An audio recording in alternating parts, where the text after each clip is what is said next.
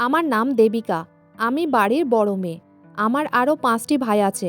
আমার মা অনেক আগেই মারা গেছে। আমি যেহেতু বাড়ির বড় মেয়ে, তাই বাড়ির সমস্ত কাজকর্ম আমাকেই করতে হতো। আমার বাবার আমার প্রতি কোনো দয়া ও মায়া ছিল না। আমার এত বয়স হয়ে যাওয়ার পরেও বিয়ে দেয়নি। আমার বাবা শুধু নিজেকে ও ছেলেদেরকে নিয়ে ব্যস্ত থাকতো। আমার ব্যাপারে কখনোই ভাবতো না। আমার বিয়ের ব্যাপারে কেউ কিছু বলতে আসলেই আমার বাবা একটাই কথা বলতেন, আমার কাছে অত টাকা পয়সা নেই, আমি পণ দিতে পারবো না। তাই আমি মেয়ের বিয়ের ব্যাপারে অত ভাবনা চিন্তা করি না। বাবার এই কথাগুলো শুনে আমার খুব কষ্ট হতো। উনি তার ছেলেদেরকে গুরুত্ব দিতেন, কিন্তু আমার সাথে বসে কোনোদিন দুটো ভালোবেসে কথা বলতেন না। আমার ভাইদেরকে বেশি ভালোবাসতেন। আমার বয়স আজ ৩৫ বছর হয়ে গেছে। আমার বাবা এখনও আমার বিয়ে দেয়নি। এই বাড়িতে আমি কাজের মাসি হয়ে থেকে গেছিলাম। সারাদিন বাড়ির কাজকর্ম করতাম, কিন্তু কেউ আমার ব্যাপারে ভাবনা চিন্তা করতো না। এক এক সময় একাই বসে বসে মায়ের ব্যাপারে খুব ভাবতাম এবং মনে করতাম আজ মা বেঁচে থাকলে আমার এত কষ্ট হতো না। আমার থেকে ২ বছরের ছোট যে ভাই, তার বিয়ের ব্যাপারে কথা বলতো, কিন্তু আমার বিয়ের কথার ব্যাপারে ভাবতই না। তখন আমার ছোট কাকু বাড়িতে আসে এবং বাবাকে বোঝায়, বলে ছেলেদের বিয়ের ব্যাপারে পরে ভাববে, আগে মেয়ের বিয়ে দাও, অনেক বয়স হয়ে গেছে, আর বেশি দেরি করলে কোনো সম্বন্ধ পাবে না, তাই আগে দেবিকার বিয়ে দিয়ে দাও। কাকু যখন আমার বিয়ের ব্যাপারে বাবার সঙ্গে কথা বলেছিল, তখন আমি দরজায় দাঁড়িয়ে কথাগুলো শুনেছিলাম এবং এটা ভেবে আমি খুশি হচ্ছিলাম, যাক, কেউ তো আছে যে আমার ব্যাপারে ভাবে। এবং কাকু সেদিন আমার জন্য একটা সম্বন্ধ নিয়ে এসেছিল। কাকু বলেছিল, এই সম্বন্ধটা হাত থেকে বেরিয়ে গেলে তোমার মেয়ের আর কোনোদিনই বিয়ে হবে না। ৩৫ বছর বয়স হয়ে গেছে, ছেলের অনেক বড় বিজনেস আছে, ছেলেটি দেখতে একদমই ভালো নয়, অনেক কালো, কিন্তু কোনো পণ নেবে না, শুধু ভালো একটা সাংসারিক মেয়ে নিবে। আমাদের দেবিকার থেকে ভালো আর সাংসারিক মেয়ে পাবে না, তাই দেবিকার বিয়ে ওই বাড়িতে দিয়ে দাও। ছেলের বয়স ৪২ বছর, ছেলে দেখতে একদমই ভালো না, তাই ভালো মেয়ে পাইনি এতদিন। আমি দেখতে ভালোই ছিলাম, আমার গায়ের রং অনেক ফর্সা। কাকু যখন বাবাকে এটা বলে ছেলেটি কোনো পণ নিবে না, শুধু একটা সাংসারিক মেয়ে নিবে, এই কথা শুনে বাবা রাজি হয়ে যায়। তার কিছুদিন পরে ছেলেপক্ষ থেকে আমাকে দেখতে আসে। আমাকে দেখার পরে তারা পছন্দ করে। সেই দিন আমি প্রথম ছেলেটিকে দেখেছিলাম। ছেলেটিকে দেখার পরে আমার অনেক খারাপ লেগেছিল এবং ভেবেছিলাম এত খারাপ দেখতে এমন একটা লোক আমার বর হবে। ছেলেটি দেখতে অনেক কালো এবং মুখের কাটিংটাও ভালো না। পরে ভাবলাম চেহারা দিয়ে কি হবে। ছেলেটির অনেক বড় বিজনেস আছে, অনেক বড় লোক, অনেক বড় বাড়িও আছে, ছেলেটি অনেক টাকার মালিক। এখনকার যুগে টাকাটাই সব। তাই ভাবলাম আমার সাথে ভগবান যা করবে ভালোই করবে। তাই আমি এইসব কিছু একসেপ্ট করেই নিয়েছিলাম এবং ভেবেছিলাম মানুষের চেহারা নয়, গুণটাই হচ্ছে আসল। বিয়ের আগে কাকু বলেছিল ছেলেরা ৫ ভাই, তাদের সব জমি জায়গা ভাগ বাটোয়ারা হয়ে গেছে এবং সবাই আলাদা আলাদা বাড়িতে থাকে। আমার বর যে বাড়িতে থাকে সেখানে তারা ৩ জন থাকে, আমার শ্বশুর শাশুড়ি ও আমার বর। ভেবেছিলাম ভালোই হবে, বিয়ের পরে অন্ততপক্ষে আমার ছোট পরিবার হবে, আমাকে এত বেশি খাটাখাটনি করতে হবে না। তারপর বিয়ে হয়ে আমি চলে আসি শ্বশুরবাড়িতে। শ্বশুরবাড়িতে এসে আমি অনেক খুশি হয়েছিলাম। আমার শ্বশুরবাড়ি অনেক বড় ছিল। বিয়ের পরে কিছুদিন পর্যন্ত আমার ভাসুর ও জায়েরা এই বাড়িতেই বাচ্চা কাচ্চা নিয়ে ছিল। বেশ কিছুদিন হয়ে গেছিল, তারপরেও তারা নিজেদের বাড়ি যায়নি, আমার বরের বাড়িতেই থাকছিল। প্রথমে আমি ভেবেছিলাম তারা হয়তো বিয়ের জন্য এই বাড়িতে আছে। পরে জানতে পারি এই বাড়িতে সবাই একসঙ্গেই থাকে, কেউ আলাদা বাড়িতে থাকে না। বিয়ের আগে আমার বাবা এবং ভাইয়েরা কোনো কিছুই ভালো করে খোঁজ খবর নেয়নি। তারা শুধু ফর্মালিটি পুরো করেছিল আমার বিয়ের জন্য। তারা শুধু কোনো রকম করে আমার বিয়েটা দিয়ে ওই বাড়ি থেকে বিদায় করে দেয়। আমার বর কালো হলেও সে আমাকে অনেক ভালোবাসতো। বিয়ের কিছুদিন পর্যন্ত সব কিছুই ঠিকঠাক ছিল। আমার শাশুড়িও আমাকে অনেক ভালোবাসতো। শাশুড়িকে আমি মায়ের মতোই ভালোবাসতাম, কারণ ছোটোবেলাতেই মাকে আমি হারিয়েছিলাম, তাই শাশুড়ির মধ্যে নিজের মাকে পেয়েছিলাম। বিয়ের প্রথম প্রথম সব কিছু ঠিকঠাক ছিল। কিছুদিন পরে বর চলে যায় বিজনেসের জন্য বাইরে। আমার বর বেশিরভাগ সময় বাইরে থাকতো এবং মাঝে মধ্যে বাড়ি চলে আসতো। এই বাড়িতে সবাই নিজের নিজের কাজে ব্যস্ত থাকতো, কেউ কারো ম্যাটারে ইন্টারফেয়ার করতো না। যার যখন যেখানে যাওয়ার ইচ্ছে হতো সে চলে যেত, কেউ কাউকে বলেও যেত না এবং কেউ কারো সঙ্গে বসে খাবারও খেত না। যখন যার ইচ্ছে হতো তখন সে খাবার খেত। কাজের মাসিরা রান্নাবান্না করে টেবিলের মধ্যে সমস্ত খাবার দাবার রেখে দিত। যতদিন বর ছিল ততদিন সব কিছু ঠিকঠাক চলছিল। বরের যাওয়ার পরে এইসব গণ্ডগোলগুলো শুরু হয়। আমার জ্যাঠানিরা সব নিজের নিজের জামা কাপড় ও মেকআপ নিয়ে ব্যস্ত থাকতো এবং সব নিজের নিজের ঘরেই ঢুকে থাকতো। আমাদের বাড়িতে 3টে কাজের মাসি ছিল, তাই আমাকেও এই বাড়িতে কোনো কাজ করতে হতো না। আমার শাশুড়ির কথা মতো কাজের মাসিদের কাজ দেখাশোনা করতাম যে তারা ঠিকঠাক কাজবাজ করছে কিনা। শাশুড়ি আমার কাজ দেখে খুব খুশি হতো। বরের চলে যাওয়ার পরে আমি একাই আমার ঘরে ঘুমাতাম এবং রাতের বেলা বরের সঙ্গে মাঝে মধ্যে ফোনে চ্যাটও করতাম। সেদিন রাতের বেলা আমার ঘরের বাইরে থেকে অনেক চিৎকার চেঁচামেচির আওয়াজ আসে। ঠিক বুঝতে পারছিলাম না কে চিৎকার করছে এবং কেনই বা চিৎকার করছে এত রাতে। তারপর আমি ভয় পেয়ে চুপচাপ শুয়ে পড়ি। এইভাবে বেশ কিছুদিন রাতের বেলা চিৎকার চেঁচামেচির আওয়াজ পেতাম এবং আমার খুবই ভয় লাগতো। প্রথমে আমি ভেবেছিলাম হয়তো এই বাড়িতে ভূত প্রেত আছে। আমি যেহেতু এই বাড়িতে নতুন ছিলাম, তাই আমার সাহস হতো না দরজা খুলে বাইরে দেখার। একদিন আমার শাশুড়িকে জিজ্ঞেস করি প্রত্যেক দিনই রাতে আমি চিৎকারের আওয়াজ পাই। আমার শাশুড়ি তখন সঠিক উত্তর না দিয়ে কথাটাকে অন্যদিকে ঘুরিয়ে দেয়। সেদিন রাতের বেলা খাওয়া দাওয়া করে আমি ঘরের মধ্যে ঢুকে যাই।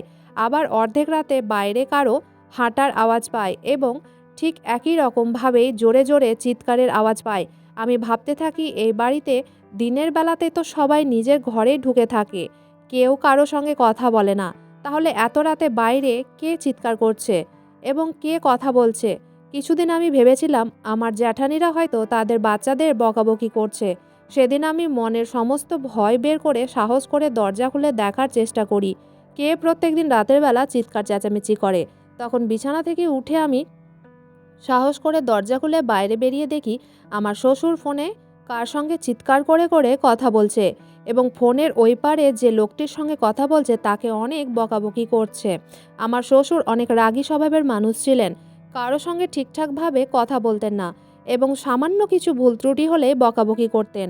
অনেক খিটখিটে মেজাজের মানুষ ছিলেন উনি। আমার শাশুড়ির সঙ্গেও খারাপ ব্যবহার করতেন। কাজের মাসিদের সঙ্গে আমার খুব ভালো রিলেশন তৈরি হয়েছিল। তারা বলেছিল আমার শ্বশুর নাকি শাশুড়িকে মারধর করে। বিয়ের পরে এতটুকু বুঝতে পেরেছিলাম আমার শাশুড়ি অনেক ভালো মনের মানুষ। তাহলে কেন আমার শ্বশুর আমার শাশুড়িকে মারধর করত? একদিন রাতের বেলা আমার শাশুড়ির ঘর থেকেই কান্নাকাটি ও চিৎকারের আওয়াজ আসে। আমি রুম থেকে বেরিয়ে শাশুড়ির রুমের দিকে এগিয়ে দেখার চেষ্টা করি তাদের রুমের ভিতরে কি এমন হচ্ছে এবং কেন আমার শাশুড়ি চিৎকার করছে ও কান্নাকাটি করছে, কিন্তু আমি কিছুই দেখতে পাইনি।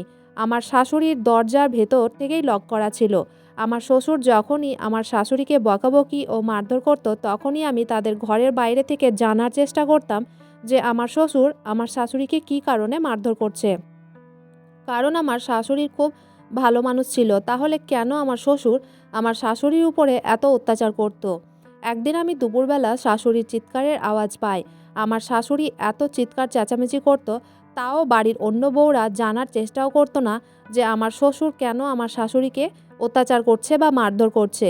সেদিন দুপুরবেলা আমার শাশুড়ির চিৎকারের আওয়াজ শুনে আমি তাদের ঘরে যাই এবং দরজা খুলে ভিতরে দেখতেই আমার মাথা ঘুরে ওঠে। দেখি আমার শ্বশুর শাশুড়ির চুলের মুঠি ধরে কাঁচি দিয়ে চুল কাটছে।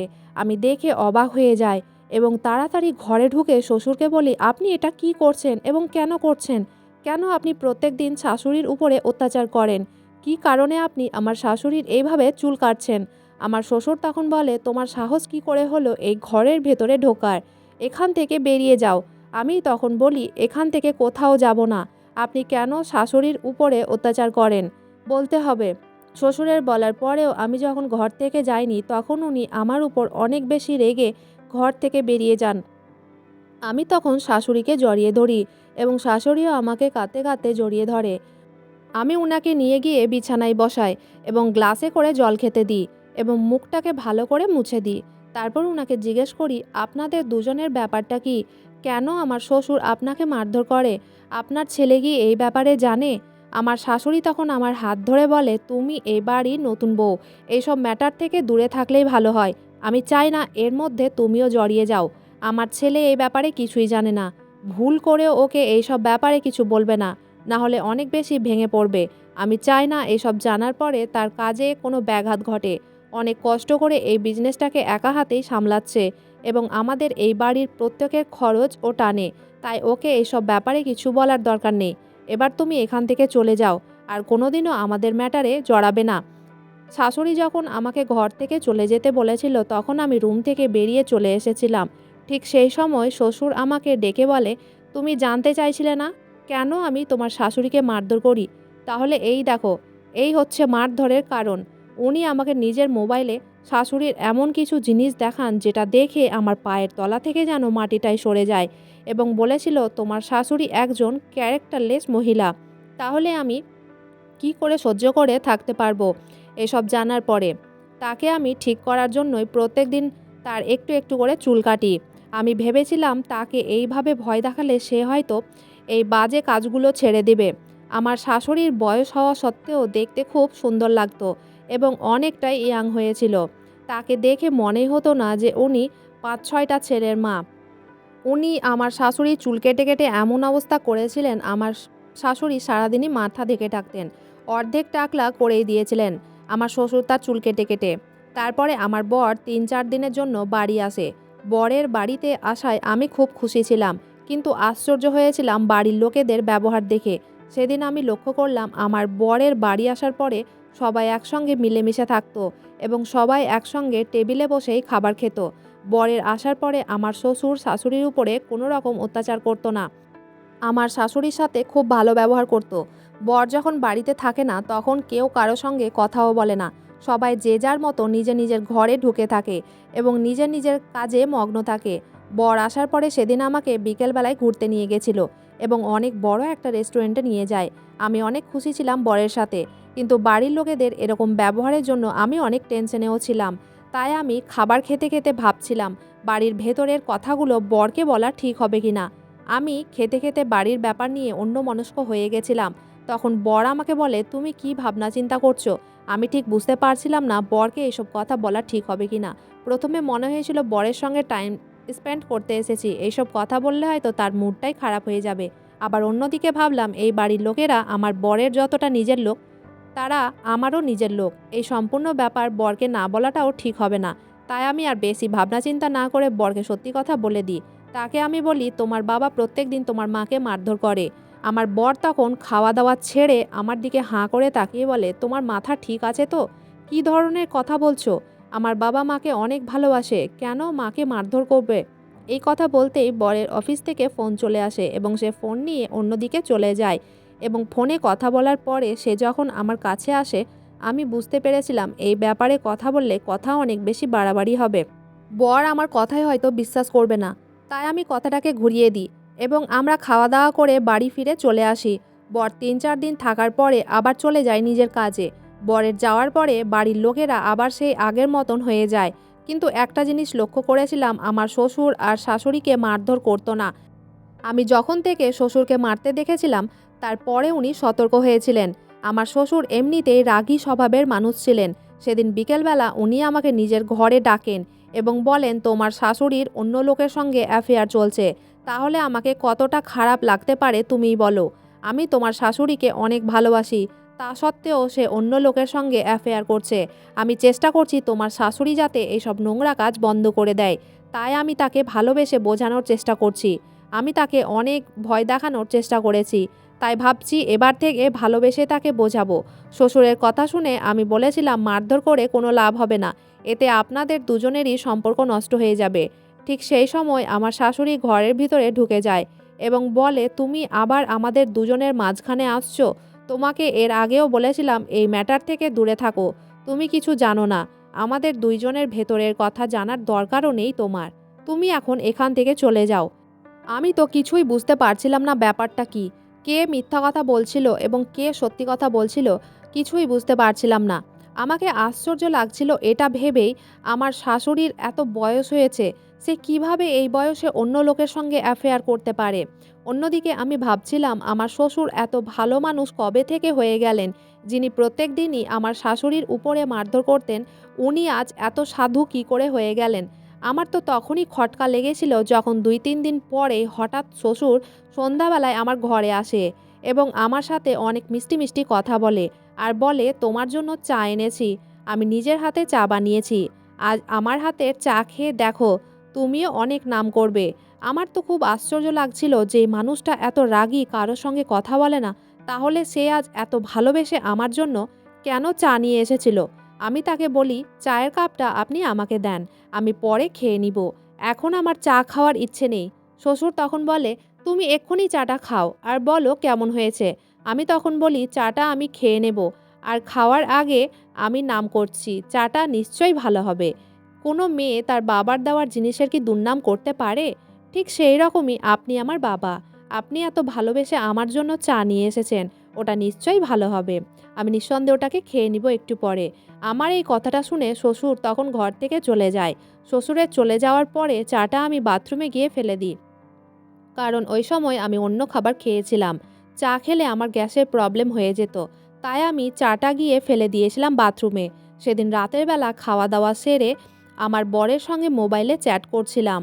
তখন আমার মনে হয় জানালার পাশ দিয়ে কেউ যেন লুকিয়ে লুকিয়ে যাচ্ছে। জানালা দিয়ে যখন কেউ যায় তখন আমার ঘরে ছটা পড়ে এবং আমার সন্দেহ হয় এত রাতে বাইরে কেউ আছে। আমি মনে সাহস করে আস্তে করে দরজা খুলি। দরজা খুলতেই দেখি আমার শ্বশুর শাশুড়ির মুখে হাত চাপা দিয়ে তাকে জোর জবরদস্তি সিঁড়ি দিয়ে নিচে নিয়ে যাচ্ছে। ওটা দেখে আমার অনেক বেশি ভয় হয়েছিল। তখনই আমি বুঝতে পেরেছিলাম আমার শাশুড়ির সঙ্গে কিছু একটা খারাপ হতে চলেছে। তাই আমি আস্তে করে তাদের পেছন করেছিলাম, কারণ আমি জানতাম তারা যদি জানতে পারে আমি তাদের পেছন করছি তাহলে শাশুড়ির মতোই আমারও হয়তো খারাপ অবস্থা করবে। তারপর দেখি আমাদের নিচের ঘরে একটা ছোট রুম ছিল। সেই রুমের ভিতরে শাশুড়িকে নিয়ে ঢুকে গেল। আমিও তাদের পেছন রুমের ভেতর ঢুকে যাই। রুমের ভিতর ঢুকতেই আমি অবাক হয়ে যাই। রুমের ভিতরে একটা ছোট সিঁড়ি ছিল, যেটা দিয়ে নিচে যাওয়া হতো। আমি কোনোদিন এই ঘরটাতে আসিনি। সিঁড়ি দিয়ে যেতেই দেখি আমার শ্বশুর দুটো লোকের সঙ্গে কথা বলছে এবং আমার শাশুড়িকে চেয়ারে বসিয়ে বেঁধে রেখেছে এবং একটা চাকু গলায় লাগিয়ে রেখেছে। ভয়ে তো আমার প্রাণটাই যেন বের হয়ে যাচ্ছিল এই দৃশ্য দেখে। ওই লোক দুটো যখনই ঘুরে তাকায় তখনই দেখি তারা আর অন্য কেউ না, আমার ভাসুর। তাদের দেখে আশ্চর্য হয়েছিলাম। কোনো ছেলে তার মায়ের সঙ্গে এরকম ব্যবহার কি করে করতে পারে? আমি ভয়ে কাঁপছিলাম। তখন আমার শ্বশুর শাশুড়ির গলায় চাকু রেখে বলে, তোর ছেলের যে সম্পত্তি আছে সম্পূর্ণ আমার নামে করে দে, না হলে আজ তোকে মেরে ফেলবো, আর কেউ জানতেও পারবে না। তোর পছন্দের বৌমাকে আজ আমি নিজের হাতে চা খাইয়ে এসেছি, তোকে আজ সে বাঁচাতে আসবে না। ও নিজেই আধমরা হয়ে ঘরে পড়ে আছে। তোকে মেরে এই ঘরেই পুঁতে দিব, কেউ জানতেও পারবে না। আর সবাইকে বলে দিব তুই ওই নিজের প্রেমিকের সঙ্গে পালিয়ে গেছিস। আর না হলে সমস্ত জমি জায়গা আমার এই ছেলেদের নামে করে দে। ওই অবস্থাতেও আমার শাশুড়ি শ্বশুরকে জবাব দেয়, আমাকে মেরে ফেলে দিলেও সম্পত্তি তোমার নামে কোনোদিনই করব না। তারপর আমার শাশুড়ি যা বলে সেটা শুনে আমার পায়ের তলা থেকে যেন মাটিটাই সরে যায়। আমার শাশুড়ি বলে, আমার ছেলে অনেক কষ্ট করে আমার আগের বরের বিজনেসটাকে আবার দাঁড় করিয়েছে এবং সে তোমাদের সবার খরচ টানে, তোমার ছেলেদেরকে বসিয়ে খাওয়াচ্ছে, তাদের কোনো কাজ করতে দেয় না। তোমার নামে সম্পত্তি করে আমি সব কিছু নষ্ট করতে চাই না। আমি যদি জানতাম তুমি এত লোভী মানুষ তাহলে আমি তোমার সঙ্গে দ্বিতীয় বিয়ে করতাম না। আমার বাবা মা ভেবেছিল তোমার সঙ্গে বিয়ে দিলে তোমার এবং আমার দুজনেরই সাহারা হবে, কিন্তু তুমি অনেক লোভী মানুষ। তুমি শুধু আমার সম্পত্তির জন্যই বিয়ে করেছিলে। শাশুড়ির কথা শুনে আমি বুঝতে পারি আমার শাশুড়ি এটা দ্বিতীয় বর এবং আমার বর হচ্ছে আমার শাশুড়ির নিজের ছেলে এবং বাকিরা আমার শ্বশুরের ছেলে। তার মানে আমার শাশুড়ির একটাই ছেলে এবং সে যখন এই ঘরে বিয়ে হয়ে এসেছিল তখন আগে থেকেই আমার শ্বশুরের ছেলেরা ছিল। আমার শাশুড়ির এটা দ্বিতীয় বর। যখন ৫ মাসের বাচ্চা ছিল আমার বর, তখনই আমার নিজের শ্বশুর অ্যাক্সিডেন্টে মারা যায় এবং ওনার সমস্ত সম্পত্তি আমার বরের নামে হয়ে যায়। আমার বর এটা জানে না যে এই লোকটা তার সতের বাবা। তার নিজের বাবা তো অনেক আগেই মারা গেছে। এই কথাটা শাশুড়ি আমার বরকে কোনোদিনই বলতে চায়নি, কারণ জানতো এটা জানার পরে আমার বরের অনেক কষ্ট হবে। বর আজও এই সত্যি কথাটা জানে না। ঠিক সেই সময় শ্বশুর বলে, তোকে এক্ষুনি মেরে ফেলবো। এই বলে সে আমার শাশুড়ির গলাটাকে চেপে ধরে। ঠিক সেই সময় আমাদের বাড়িতে পুলিশ এসে ঢুকে পড়ে। আসলে যখন আমি রাতের বেলা বরের সঙ্গে চ্যাট করছিলাম তখনই আমি দেখেছিলাম আমার শ্বশুর আমার শাশুড়িকে কোথাও টেনে নিয়ে যাচ্ছে। তখনই আমি বরকে চ্যাট করে বলেছিলাম, তোমার মায়ের সঙ্গে কিছু খারাপ হতে চলেছে, তোমার বাবা তোমার মাকে মারধর করে। তখনই বর বলেছিল, যদি এরকম কিছু একটা ব্যাপার আছে তাহলে আমি এক্ষুনি আমার বন্ধুকে পাঠিয়ে দিচ্ছি, সে আমার পাড়াতেই থাকতো। সে আমার বরের ভালো বন্ধু ছিল এবং সে একজন পুলিশ অফিসার। বর এটাও বলেছিল, যদি এটা মিথ্যে হয় তাহলে তোমাকে ঘর থেকে বের করে দিব। আমি বরকে বলেছিলাম, যদি মিথ্যা হয় তুমি আমাকে যা শাস্তি দিবে আমি সেটাই অ্যাকসেপ্ট করব। পুলিশ এসে আমার শ্বশুর এবং ভাসুরকে অ্যারেস্ট করে। তখন আমার শাশুড়ি আমাকে জড়িয়ে ধরে অনেক কাঁদে। আর বলে আমি চাইনি তোমাদেরকে এইসব ব্যাপার জানাতে, কারণ এসব জানার পরে তোমাদেরও কষ্ট হতো, তাই আমি তোমার থেকেও লুকিয়ে রেখেছিলাম। আজ তুমি না আসলে মেরেই ফেলতো। তারপর পুলিশ অফিসার আমার বরকে সব কথা বলে দেয়। আমার বর তার পরের দিনই বাড়ি ফিরে আসে এবং আমাকে ও শাশুড়িকে নিয়ে এই বাড়ি ছেড়ে শহরে চলে আসে। আমার বর তাদের সঙ্গে আর কোনো সম্পর্ক রাখেনি এবং তাদেরকে আর খরচও দিত না। এটা জানার পরে আমার বরের অনেক কষ্ট হয়েছিল। যেই লোকটাকে সে নিজের বাবার মতো ভালোবেসেছিল, সেই লোকটা তার মায়ের সঙ্গে এত খারাপ ব্যবহার করত। আমরা এখন এই নতুন ফ্ল্যাটে ৩ জন থাকি এবং আমরা খুব ভালো আছি। ছোট থেকেই মায়ের ভালোবাসা পাইনি। আমার শাশুড়ি আমাকে মায়ের মতনই ভালোবাসে। আমি আজ অনেক সুখে আছি। বন্ধুরা, আজকের গল্পটা এখানেই শেষ করছি। গল্পে কোনো ভুল ত্রুটি থাকলে ক্ষমা করবেন। ভালো লাগলে অবশ্যই লাইক, শেয়ার, সাবস্ক্রাইব করতে ভুলবেন না। ধন্যবাদ।